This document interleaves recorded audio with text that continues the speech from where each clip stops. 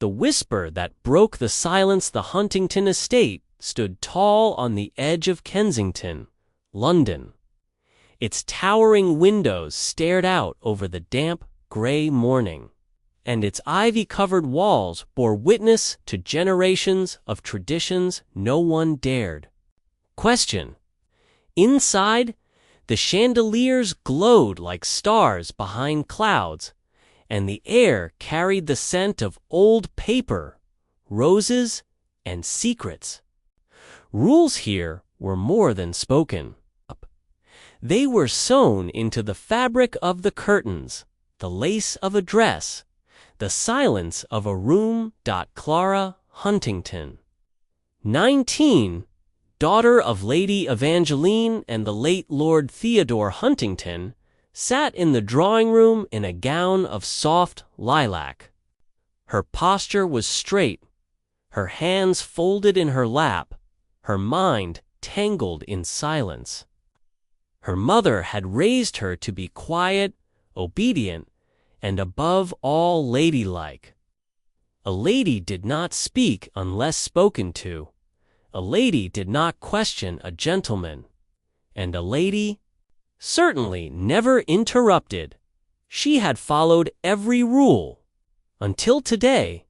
It began when Mr. Percival Endicott arrived, just as her mother had promised. The heir of the Endicott shipping fortune, he was tall, proud, and full of words, mostly about himself. He did not ask about Clara's opinions, nor did he look at her when he spoke.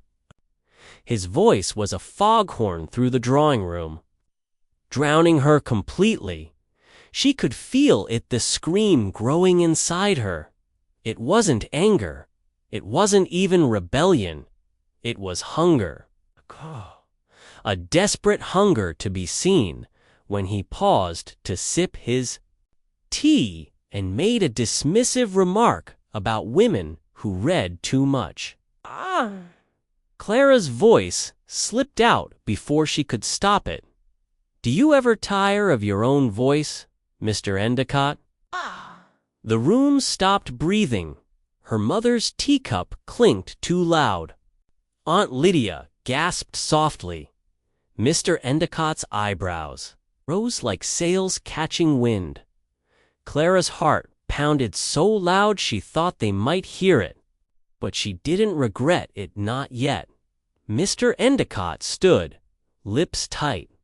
It appears, he said coldly, that I've been misled about your daughter's refinement. With that, he bowed not to Clara and left. The silence that followed was worse than his words. That night, Clara sat in her mother's study.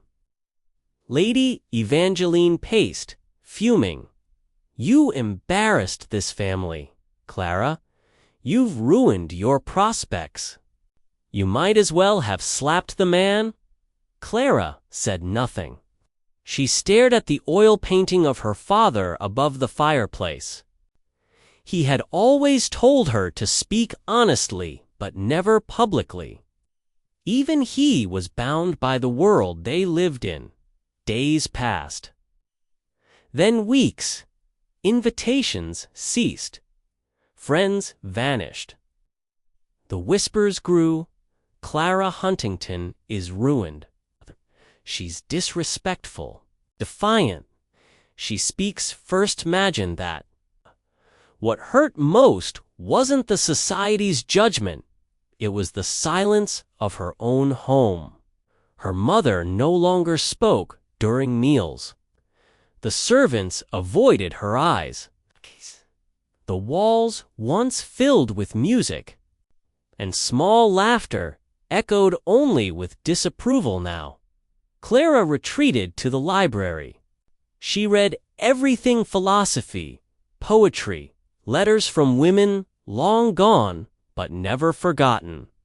Mary Wollstonecraft, George Eliot, Elizabeth Barrett Browning. Each word reminded her she was not alone. She was not wrong to want more than embroidery and marriage. She began writing, At first, it was just a journal, her thoughts, her anger, her ache. But soon, she wrote essays, observations, dreams, stories about women who dared speak first. One evening, her cousin Margaret arrived quietly through the back door. "Clara," she whispered, glancing over her shoulder, "I read what you said. In the paper, I knew it was you. I wish I were that brave." Clara blinked. "You read it?" Margaret nodded. "All the girls at finishing school are talking about it. They pass the essay around under the desk." Even Miss Sturbridge cried. For the first time in months, Clara smiled. The essay, "The Worth of a Woman's Voice," had been published anonymously in a small progressive journal. Clara had mailed it herself in secret. She never thought anyone would read it. Letters were arriving from women across England. "Your words gave me courage. I thought I was alone. Thank you. My daughter will grow up differently because of what you wrote." Even men wrote in. "I never realized what silence cost you. My sister never spoke much. Now I understand why." Clara, once silenced in her own home, now echoed in countless minds and hearts. She never married. Mr. Endicott, he soon proposed to another girl, one who didn't speak out of turn. But Clara didn't envy her. Clara grew older. She moved to a small cottage near Oxford, where she continued to write, mentor, and speak, not just in salons, but on stages. Quietly, steadily, she became known as the whisper that broke the silence. Some in society never forgave her, but many others thanked her. And Clara, she never apologized for speaking first, because sometimes the first word is all it takes to change the world. Letters in the Firelight Tit. Had been 1 year since Clara Huntington spoke those fateful words. In the drawing room of her family estate. 1 year since she'd been shunned by every woman who once shared her tea, and every man who once shared polite glances across candlelit dances. 1 year since silence turned from a rule she was taught to obey into something she had to survive. But in that quiet, Clara had built something new. Each night, by the dim firelight in the estate's old library, she wrote. The flickering glow cast dancing shadows over the bookshelves, as if the ghosts of forgotten women leaned in to read over her shoulder. She penned stories, short ones at first, barely more than confessions. Observations of the world around her. Dreams she once buried. Wounds she could now name. She signed them simply C.H. Then, one winter evening, a reply arrived. Not to Clara Huntington of Kensington, but to C.H., writer of The Worth of a Woman's Voice. The envelope bore no return address. The paper smelled faintly of ink and rosewater. Dear C.H., I read your words in a dim boarding house near Manchester. My husband says silence is grace. But your story felt like a sunrise. I've hidden your essay in my daughter's school books, so she knows she is not alone. A friend you'll never meet. Clara clutched the letter to her chest. It was more precious than any gemstone, more powerful than any invitation to a Duchess's garden party. She began receiving more from seamstresses, governesses, widows, even a maid who had once served in the Huntington home.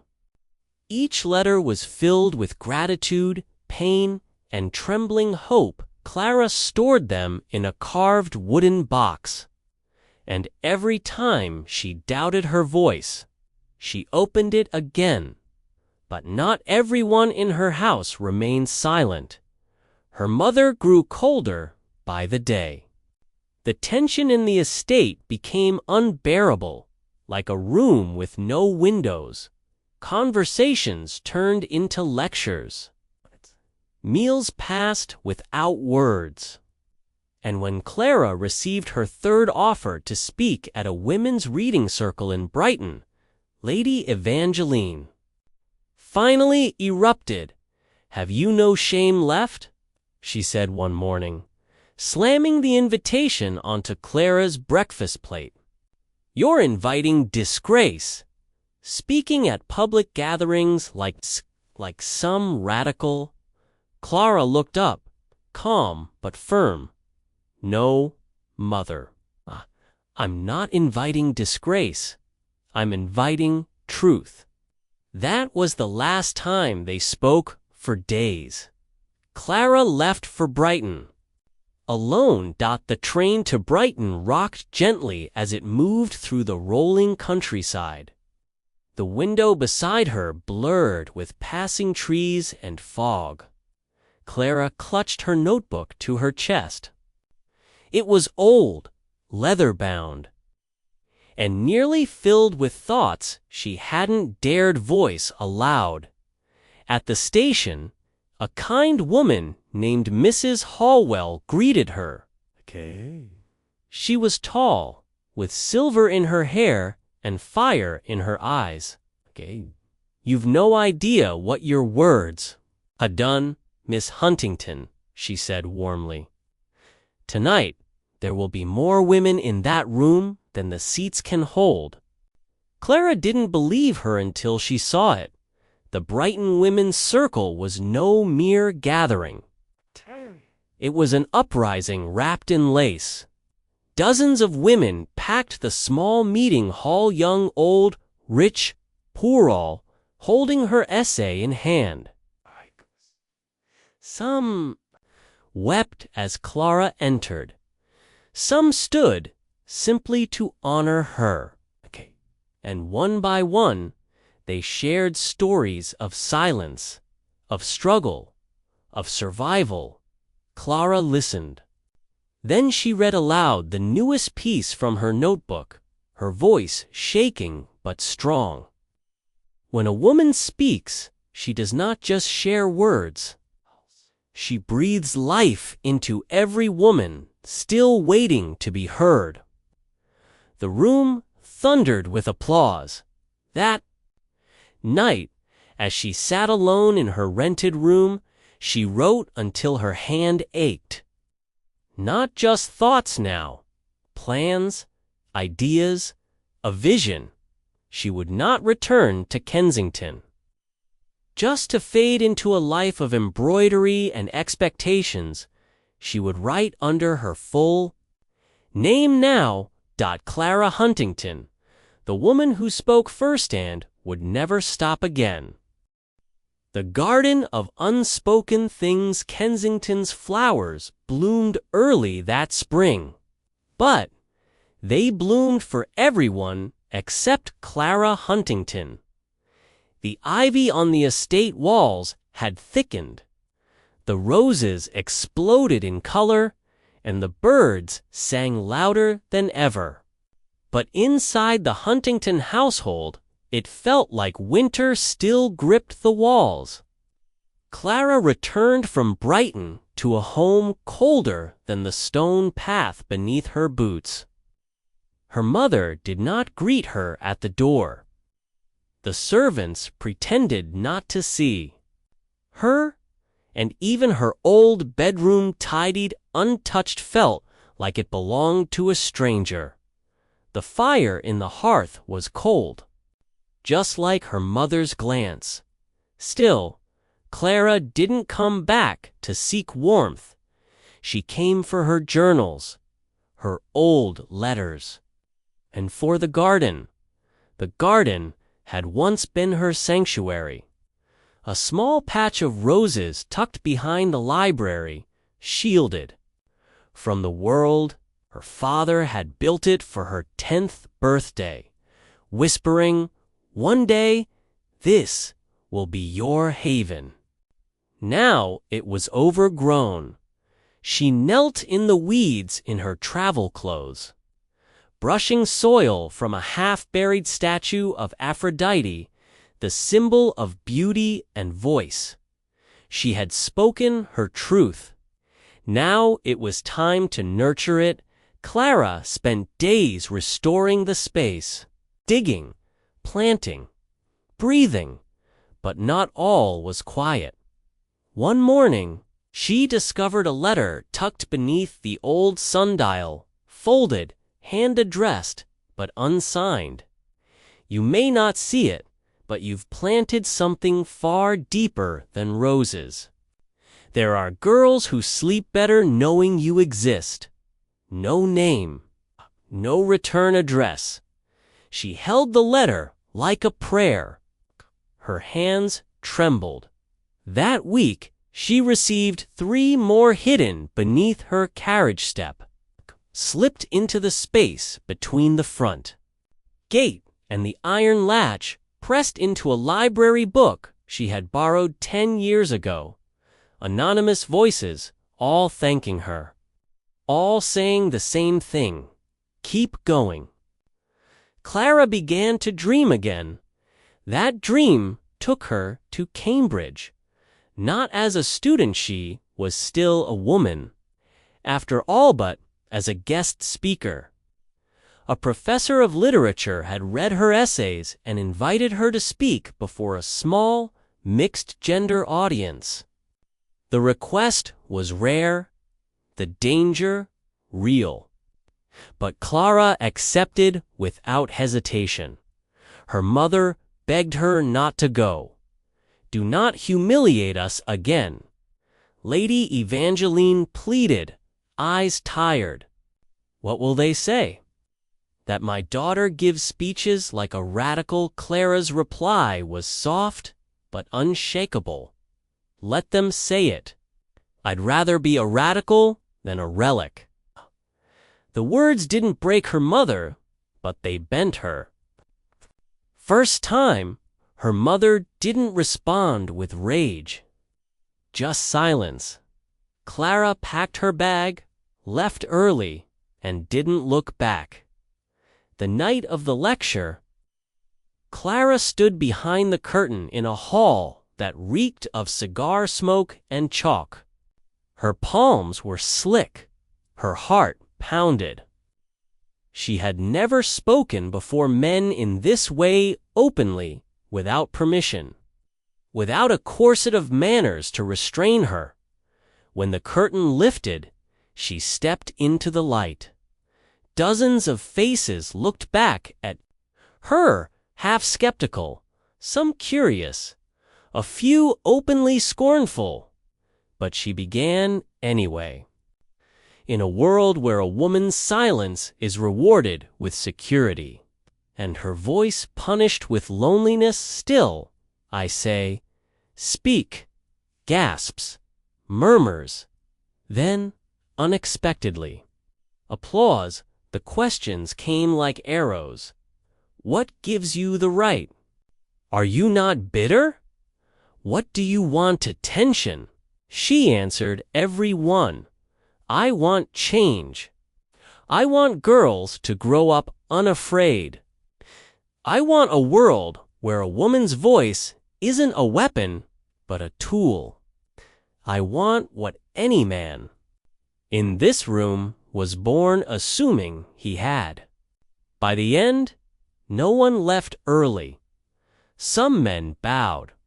Few left without speaking, but many stayed behind, some with their wives, some alone, and more than a few whispered, "Thank you." When Clara returned to Kensington, the change was subtle but real. A servant bowed deeper. A grocer called her Miss Huntington without disdain. A stranger left fresh tulips at the garden gate. No note, only a small, carved emblem of a feather tied to the stems. She kept it on her desk. That week, she began drafting a small book. The Garden of Unspoken Things, a memoir of the truths women were never taught they could say aloud. And in it, she wrote this: "Silence may protect you, but truth will set you blooming." She had been shunned, yes, but now she bloomed anyway. The Society of Second Daughters, the first snowfall of December, blanketed Kensington like a wedding vow, soft, silent, and hiding all the secrets beneath. It had been over 2 years since Clara Huntington spoke those forbidden words, and in that time, she had become many things: an outcast, an author, a speaker, and now, something even more dangerous: a leader. It began not with a grand speech, but a quiet knock, one frigid evening, as Clara sipped tea near her library fire. A girl, no older than 15, appeared at the garden gate. She wore no gloves, her dress thin, her boots caked in slush. Her name was Lillian Merton, a second daughter of a merchant family, and her eyes held the bruises of a soul silenced too early. She said only this: "Miss Huntington, they said you speak for girls like me." Clara let her in without hesitation. That night, over bread and broth, Lillian poured her heart out. Her elder sister was betrothed to a baron.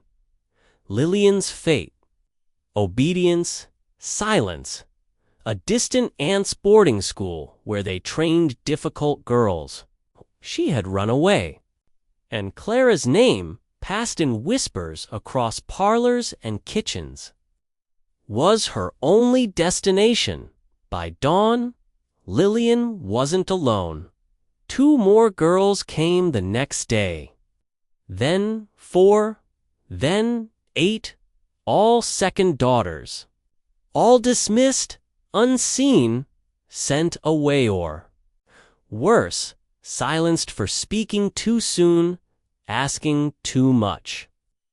Dreaming too wide, Clara cleared out the old servants' wing of the Huntington estate. She transformed it into rooms with warm blankets, shared books, and something none of them had known before: safety. They called it the Society of Second Daughters. At first, it was secret. The world wouldn't understand. The newspapers would twist it. The neighbors would call it rebellion. Her mother would call it disgrace. But Clara no longer feared those words. The girls were hungry not just for bread, but for knowledge. Clara taught them reading, letter writing, the forgotten art of self-worth. In the evenings, they sat around the hearth and shared stories. There were tears, yes, but also laughter, clumsy and beautiful, like a violin out of tune slowly finding its song. Each girl wrote her story into a shared journal they kept by the fire. A candle always stayed lit beside it, as if to say, "You are not alone." And yet, the world did find out. One morning, an anonymous article appeared in the Kensington Weekly Review. Former debutante hides runaway girls. The Society of Second Daughters sparks scandal by a concerned citizen. The backlash was immediate. Socialites whispered in disgust.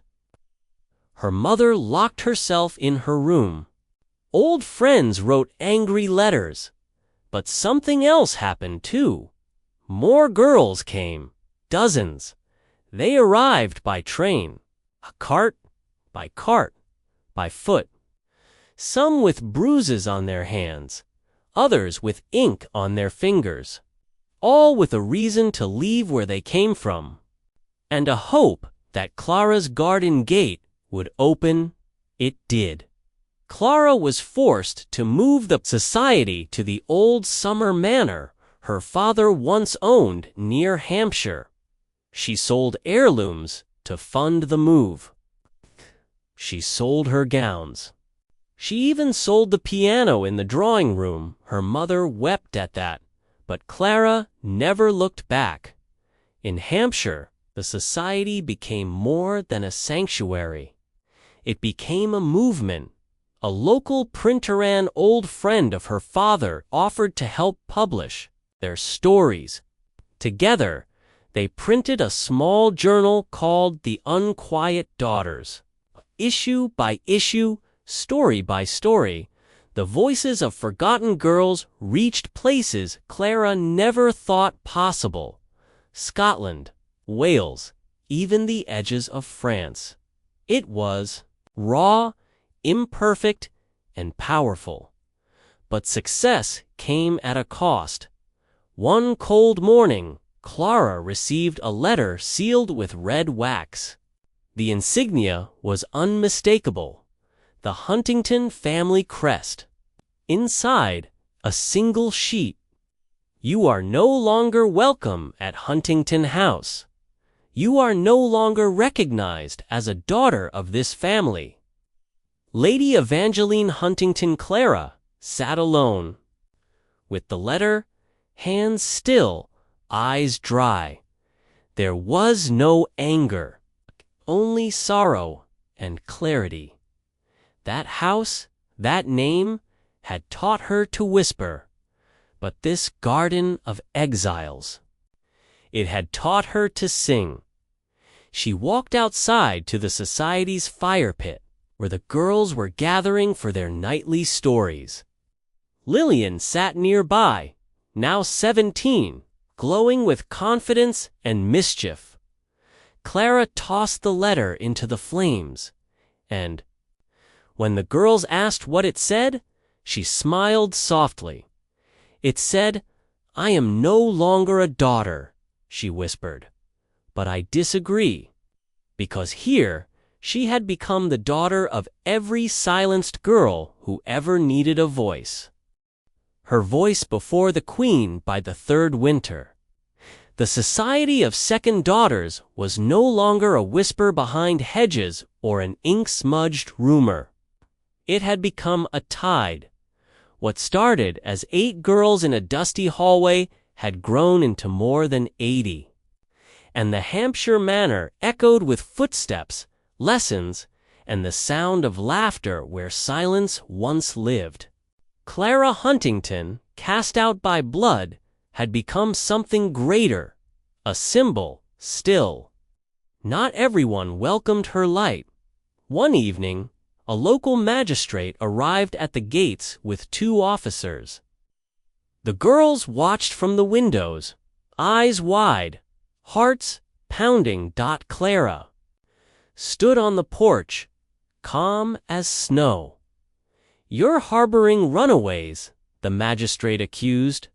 "You're disrupting the moral fabric of this country." Clara's reply was simple.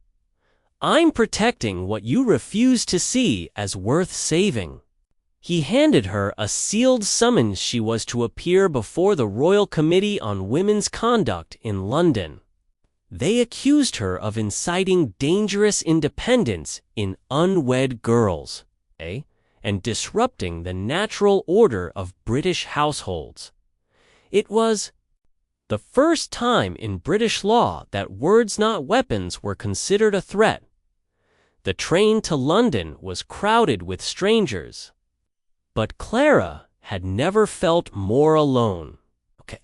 Outside, frost glazed the trees. Inside, her fingers trembled slightly over the parchment in her lap, a speech she had rewritten 17 times. Lillian pressed a wool glove into her hand before she left. "They can't silence you now," she whispered. "You've taught too many of us how to listen." At Parliament's chambers, the crowd was unbearable. Men in waistcoats murmured disapproval. Women in pearls whispered scandal. Only a few watched her with hope in their eyes. The committee sat elevated, their robes too heavy for the room. They allowed Clara only 7 minutes. She stepped forward, her boots echoed like gunshots on the marble, and then she spoke. "I was taught never to speak unless spoken to. I obeyed that for 19 years, and in that silence, I was not safe. I was invisible. I was told that a woman's worth lies in how still she sits, how soft she breathes, how quietly she leaves a room. But I have learned this: silence may be safe, but it does not save you. It drowns you slowly with manners." Gasps. One man coughed to cover it. "I do not teach rebellion. I teach remembrance. That we, too, are citizens of thought. That the voice of a woman is not a disruption, but the oldest song the world ever knew." The chamber fell silent, not shamed, not impressed, stunned, but the echo of her words rippled far beyond that room. 1 week later, Clara was summoned again, this time to Buckingham Palace. The Queen herself, curious about the girl who stirs shadows with syllables, requested a private audience. There was no crowd, no robe, just 2 women, one in velvet, one in borrowed gloves, facing each other beneath a high glass dome. Queen Victoria studied Clara for a long moment, then said, "I once feared my own crown, until I wore it without apology." She gestured for Clara to speak freely, so Clara did. She told Her Majesty of Lillian, of Daisy, a girl who had arrived barefoot from a coal town with nothing but a book of poems, of Elisa, who spoke 5 languages, but had been beaten for correcting her father's grammar, of the letters they'd received, thousands, from every corner of the empire. The Queen listened in silence. Then she stood. "You will continue," she said, "with my protection." And just like that, Clara was no longer hunted. She was honored. When Clara returned to Hampshire, a royal decree followed her. The Society of Second Daughters was now a recognized educational institution, the first of its kind. Legal, protected, funded. Her mother sent a single letter. "I read the speech. I was wrong. You are the daughter I always wanted. I just didn't know how to raise one."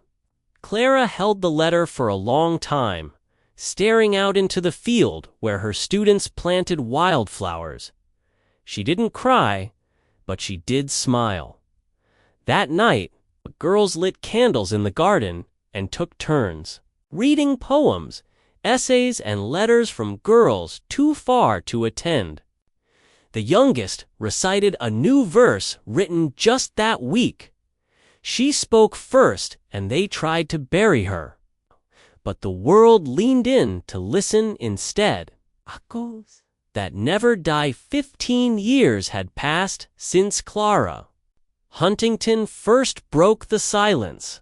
The Society of Second Daughters had grown from one overgrown garden and a handful of frightened girls to a thriving network of schools, reading circles, and community halls across England, Scotland, and Ireland. Even parts of the Americas and India had written to her women asking how to begin their own. But Clara, now nearing 40, had long stopped chasing the spotlight.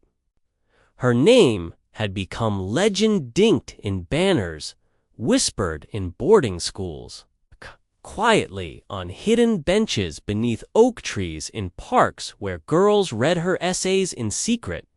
She still lived in Hampshire, in a modest stone cottage just beyond the main academy, surrounded by the very garden she once brought back to life with her bare hands. It was now filled with lavender, forget-me-nots, and roses passed down by generations of young women who had found their voices beneath her roof. Clara taught rarely now.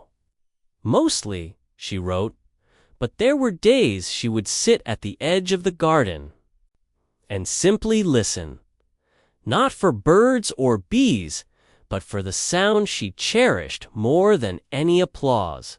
Young women laughing, freely, loudly, without fear.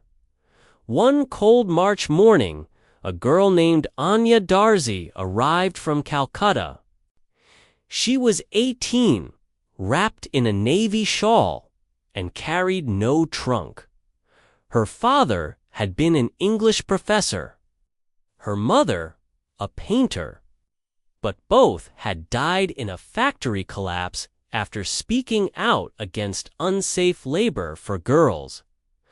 Anya had memorized Clara's essays. She carried one in her coat pocket, folded and worn, the worth of a woman's voice. She knelt in front of Clara in the garden. "You saved my life with these words," she whispered. "Now I want to save others."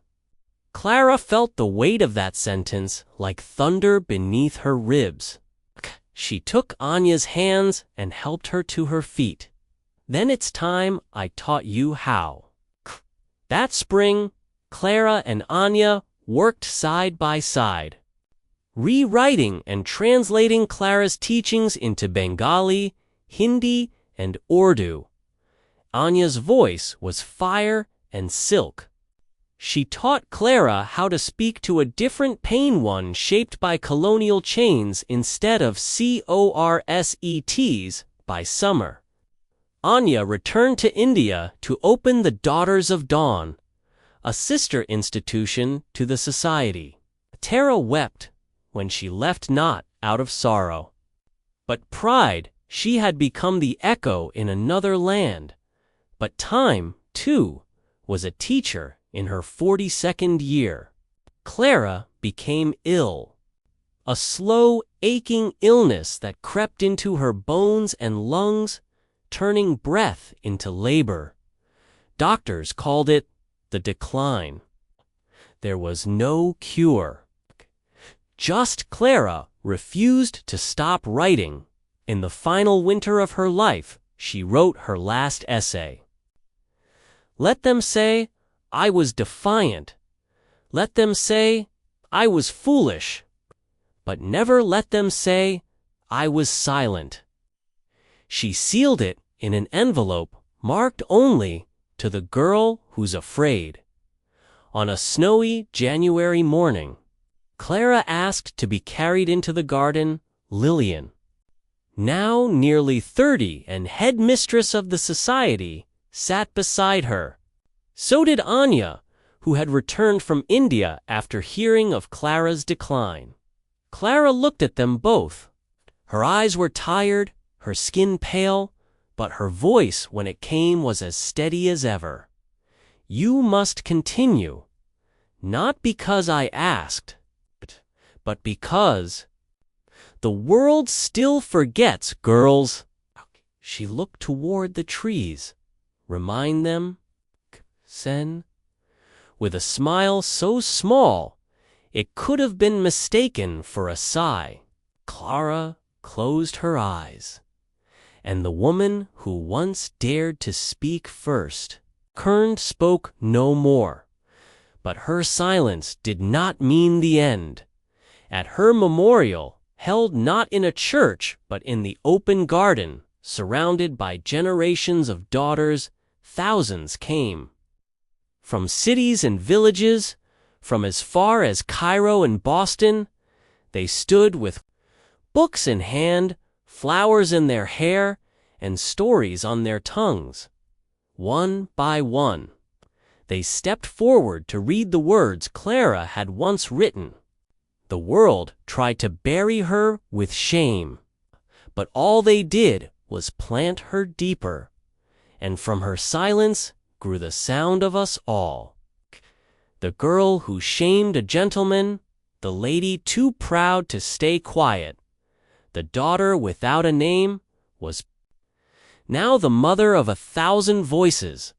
Her final letter to the girl who's afraid be found months later, tucked inside a book donated to a rural school library in Yorkshire.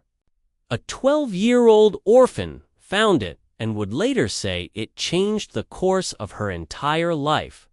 She became a teacher, then a writer, then a reformer, and she began every speech with the same sentence, "I speak today," because one woman once dared to speak first. The girl who spoke tomorrow's name had been over a century since Clara Huntington's voice first broke the silence. The world had changed 1,000 times over. Wars had come and gone. Empires had fallen. Women had marched, voted, and risen into parliaments and presidencies. But in a quiet corner of modern-day England, beneath the twisted roots of a rose-covered arch, something extraordinary still lived. A school not one of test scores and uniforms, but of thought, memory, and voice. The Huntington Academy for Daughters of the Forgotten. Its stone walls bore no royal emblems. Its halls carried no portraits of kings or battles. Instead, lining the corridor walls were words, quotes, letters, journal entries, all penned by women who once couldn't speak. Clara's garden had become the world's classroom, and on the very edge of this legacy, in the smallest reading room near the west window, sat a 13-year-old girl named Zariah Elwood.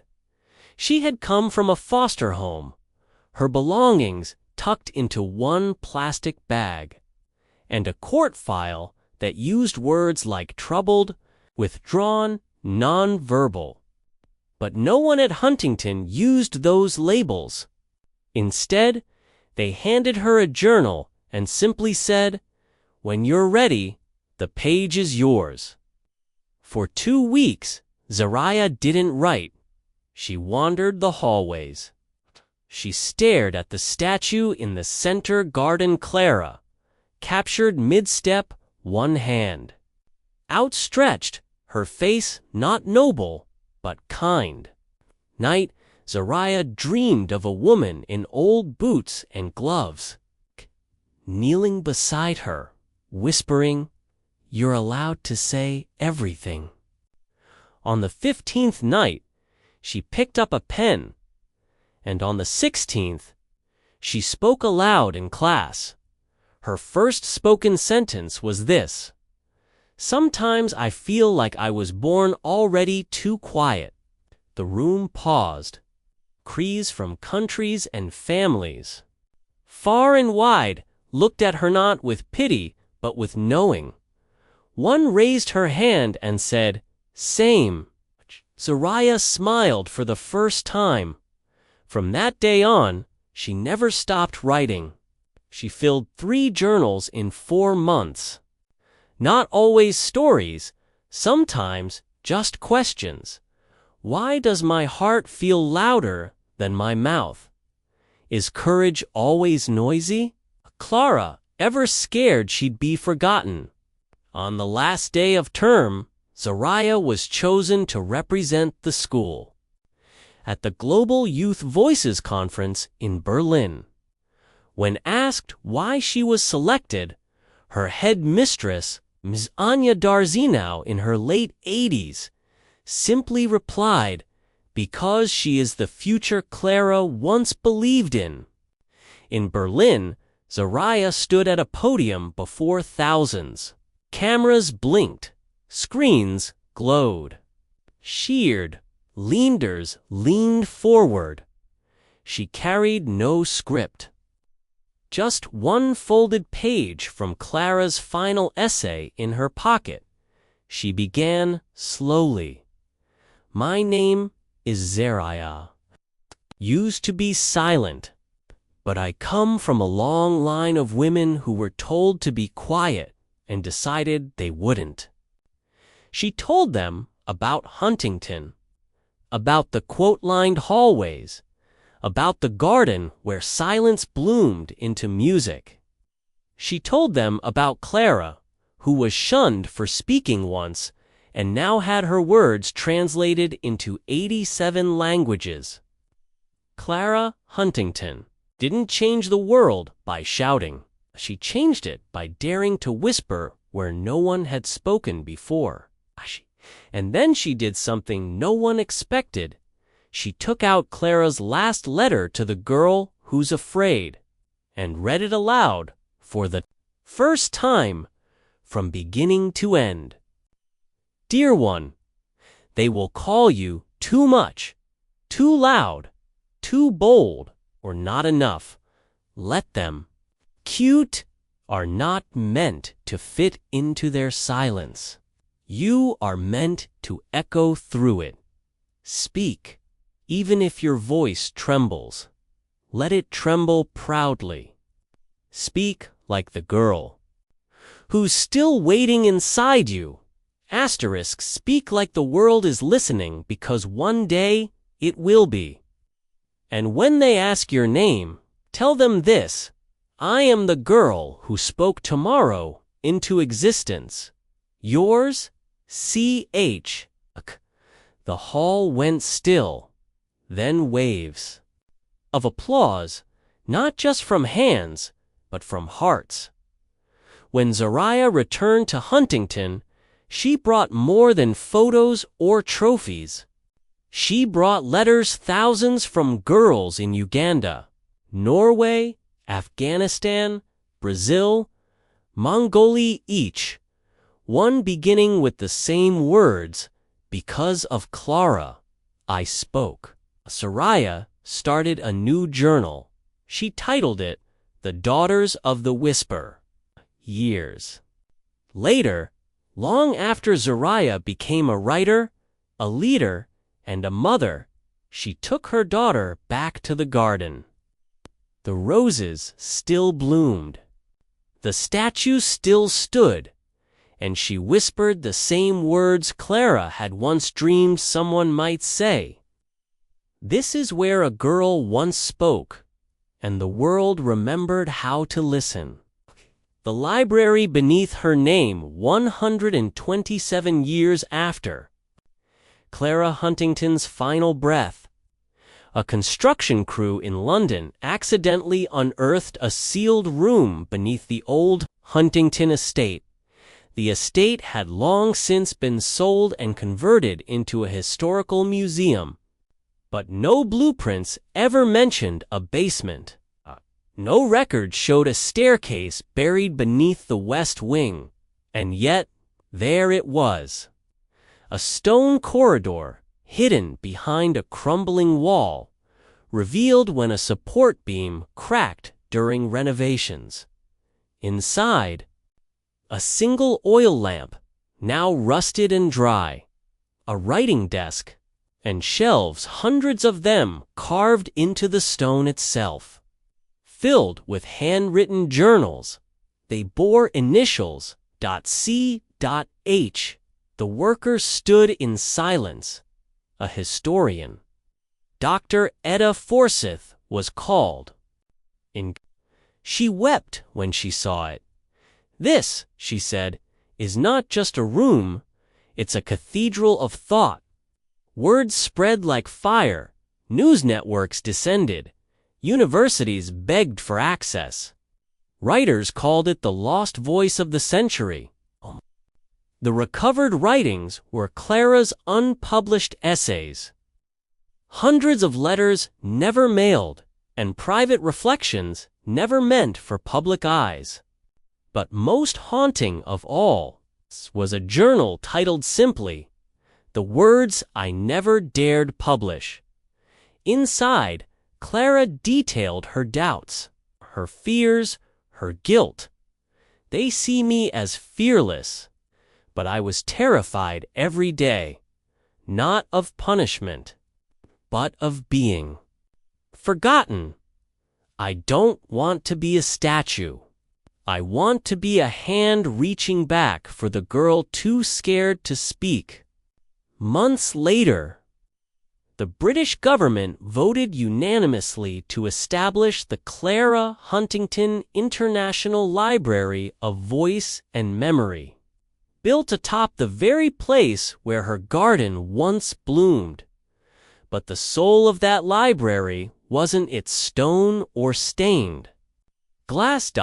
It was a vault designed by women architects from over 30 nations, containing scanned versions of every submission ever sent to the Society of Second Daughters and its global sister institutions.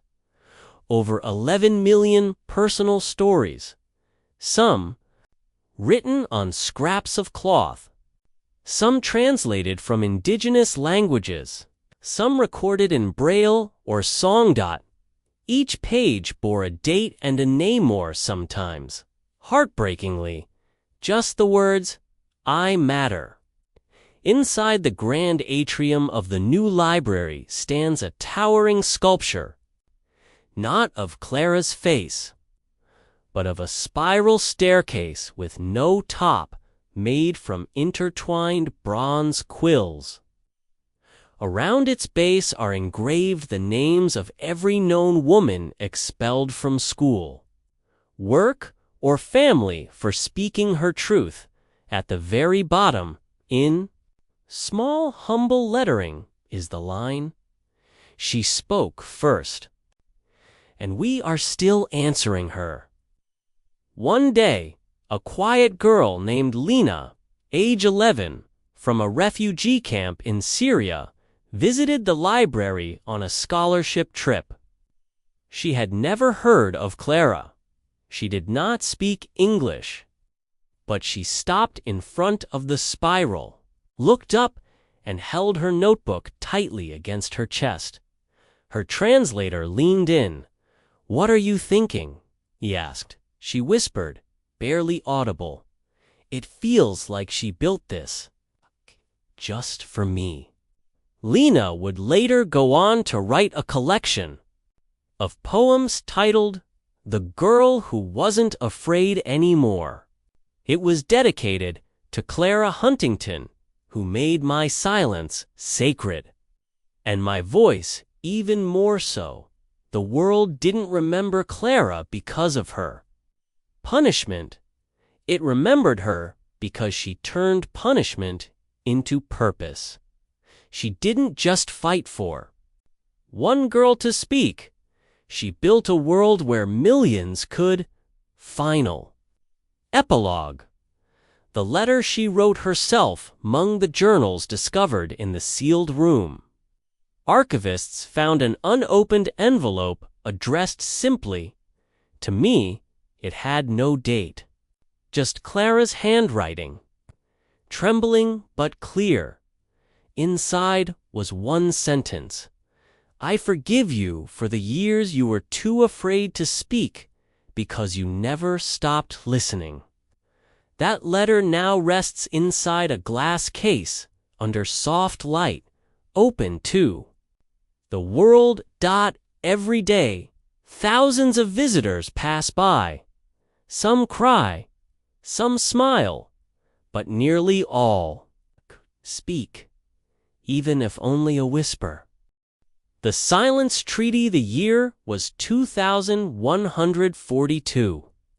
The sky over London glowed with soft copper light filtered through the protective dome that had replaced the polluted atmosphere. Nearly 3 decades earlier, beneath that shimmering sky, in a modern city built of clean lines and quiet machines, people still carried paper books, still gathered in gardens, and still whispered stories, especially the old ones. Especially hers, Clara Huntington. Her name was no longer just history. It was a standard. Her words were coded into AI curriculum modules, engraved on shuttle bays, printed in the back of every female astronaut's flight manual. Her statue stood on Mars Colony 1, right beside Earth's first migratory greenhouse. And yet, the world that Clara helped shape is forgetting something vital. How to listen. In the hypermodern tower of civic harmony, 12-year-old Rena Huntington, a distant descendant of Clara, stood beside her mother, Dr. Elia Huntington, ambassador to the United Nations of Earth. Rena was expected to remain silent, as all diplomatic children were during proceedings. She was restless, not from boredom, but from the ache in her chest. The same ache that had once lived in Clara's bones. The ache of unsaid truth. On that day, the council debated what the world was calling the Silence Treaty, a radical measure to restrict speech-based protest in the name of civil serenity. With society increasingly governed by algorithms, voices had become inconvenient. They used soft words, de-escalation, emotion filtering, noise management, but Rena had read Clara's works. She knew better. It was silencing. All over again. That evening, Rena sneaked into the Hall of Founders, the only room in the tower untouched by screens. No holograms, no surveillance drones, just walls of stone and echo. She stood before a replica of Clara's last letter. Speak like the world is listening, because one day it will be. Something cracked inside her. She knew what she had to do. The next morning, Rena hacked her school-issued learning slate and connected to the world grid. A live feed seen by millions of students across 73 countries and 5 orbital academies. She didn't scream, she didn't demand, she simply read, "My name is Rena Huntington. My ancestor was told to be quiet. Today, you are telling us to be still, to not feel too strongly. I say this, if feeling deeply is a crime, I am the echo of every so-called criminal who ever dared to love, to fear, to shout. We are not disrupting peace. We are asking to be human."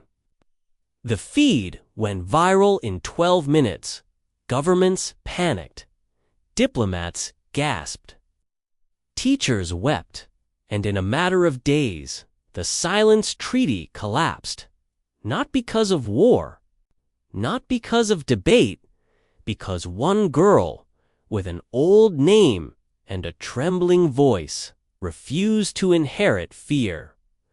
Rena was suspended from school for 3 months, but she was invited to speak at Earth's first intergalactic assembly. Her speech ended with a tribute. "My name is Rena, and I speak for the ones who don't yet know they're allowed to." The chamber rose. Some whispered. Most wept, and all listened. That night, back in the Hall of Founders, Rena returned to Clara's replica letter. A new plaque had been added beneath it, printed in glowing gold. She spoke first. We speak now. The silence ends here. The voice that crossed stars. The year was 2157. Mars colony, Aurora. Population 2.1 million. Floated like a rust-red jewel beneath the black glass of the universe. A self-sustaining marvel. No hunger, no crime, no war, and no noise. The colony's motto was everywhere. Peace is the sound of perfect silence. No protests, no political speeches, no public storytelling. Even laughter in public zones had been reduced to quiet gestures, peace claps, and polite nods. Emotions were digitized, language condensed, expression regulated by the harmony algorithm, which automatically filtered all speech through neural implants called whisper links. People didn't talk. They submitted, but in a sealed capsule descending through Mars's atmosphere. Rena Huntington, now 21, stared out at the red dust swirling beneath her boots. She had been invited to Mars as a symbol, the young woman who once stopped. Earth's silence treaty, the granddaughter of protests. The heir of Clara Huntington, the news headline said. But the truth was, she had come here not as a guest. She had come to break something. 3 hours after landing, Rena stood in Mars's central archive dome, once a library, now a sterile vault. She had been invited to give a ceremonial thought tribute, pre-filtered by the WhisperLink system instead. She reached into her jacket and pulled out something ancient, a paper book. Clara Huntington's original journal. Smuggled past scanners, wrapped in a thermal sleeve. "This is my voice," Rena said aloud. Filter, no translation. Her speech cracked over the microphone like thunder in a cave. Security moved in. Rena didn't stop. "You call this peace? But this is digital obedience. My ancestor was punished. For speaking too soon, I will not wait until it's too late." She slammed the journal on the podium. "Clara spoke first on Earth. I speak first on Mars." That sentence, filtered, unauthorized, unapproved, was broadcast into every dome on the planet. Something happened then. The harmony algorithm glitched. For 0.74 seconds, every speech filter blinked off dot, and in that sliver of silence, thousands of unspoken thoughts flooded the air. A woman whispered, "I miss my father." A child said, "Why can't we scream at the stars?" A miner laughed without restraint. A teacher recited a banned poem. A man sobbed and said, "I want to feel again." Mars had never been louder. The government shut down the feed. They placed Rena under digital house arrest, confined her to her quarters beneath Dome 7, watched by drones and silent walls. But they were too late. Clara's journal had been copied, pages uploaded into private channels, code hidden inside atmospheric monitors, passed through 3D print requests, and drone-delivered water filters. It spread faster than the WhisperLink could suppress. 1 month later, on Clara Huntington's birthday, a Martian teenager named Kavya Zun uploaded a video of herself reading, aloud, raw and trembling, "We will not filter our hearts." The video hit 40 million views before the algorithm choked it. But it was already too late. Students across Dome 3 organized the first silent Shoutina protest, where every participant stood still and said just one phrase aloud, "Together, I am not a whisper." The Martian Council collapsed the WhisperLink program 3 months later. They called it an unfortunate overreach. But everyone knew the truth. They had lost to a book, to a girl, to a legacy. When Rena was finally released, she walked to the colony's outer glass observation bridge, alone, wind howling, stars aching overhead. She opened Clara's book again. Inside, on the last page, were new words not written by Clara, written by a girl who had once been afraid. Rena's own hand had added, "She spoke first on Earth. I spoke next on Mars. One day, someone will speak on a world we've never even imagined." She signed it, R.H. Postscript: 100 years later, new child sits beneath the triple moons of Kepler 1.86f, humanity's first deep space colony. She reads from a stone tablet, engraved with ancient words. She doesn't understand the full history, but she knows the message. Speak, because someone, somewhere, is still listening.